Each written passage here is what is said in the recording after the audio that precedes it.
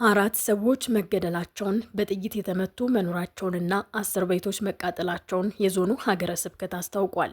ከዚህ ቀደም ምዕመናን ተገደሉ በተባለበት ኦሮሚያ ክልል ምስራቅ አርሲ ዞን መርቲ ወረዳ አሁንም ግድያና የቤት ቃጠሎ ጥቃት መፈጸሙን በኢትዮጵያ ኦርቶዶክስ ተዋሕዶ ቤተ ክርስቲያን የዞኑ ሀገረ ስብከት ገልጿል። በወረዳ ልዩ ስሙ ፈረቀሳ ጃዊ በተሰኘው ቦታ ትንሽ ጋፕ ብሎ የነበረው የታጠቁ አካላት ጥቃት ከትናንት በስቲያ ምሽት 2 ሰዓት እንደ አዲስ ማገርሸቱን ስም አይጠቀስ ያሉ የሀገረ ስብከቱ አመራር ገልጸዋል።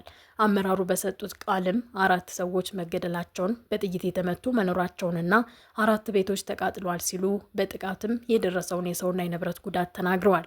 እኚሁ አካል የሟቾችንና ቤት የተቃጠለባቸውን ሰዎች ስም ዝርዝር የገለጹ ሲሆን በጥይት የተመቱ ሰዎች ቁጥር ገና በትክክል እንዳልታወቀና በቀጣይ እንደሚጣራም ገልጸዋል። እንዲሁም በታጠቁ አካላት ጥቃት የተገደሉትም ሆነ የተቃጠሉ የምዕመናን ቤቶች ቁጥር ከዚህ ሊጨምር እንደሚችል ጠቁመው የሚመለከታቸው አካላት ለጉዳዩ ትኩረት እንዲሰጡም ጠይቀዋል።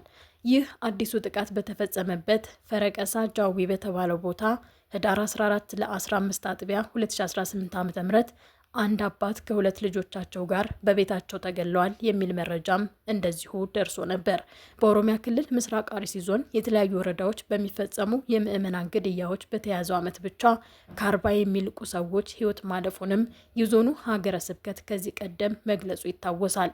የአካባቢው ነዋሪዎች በበኩላቸው እገታ፣ የቤት ቃጠሎ፣ የከብት ዘረፋ፣ መፈናቀል መበራከቱንም በተደጋጋሚ መግለጻቸው እንዲሁም የኢትዮጵያ ኦርቶዶክስ ተዋሕዶ ቤተክርስቲያን ምዕመኖቿ እየተገደሉ መሆኑን አምርራ መግለጿም አይዘነጋም።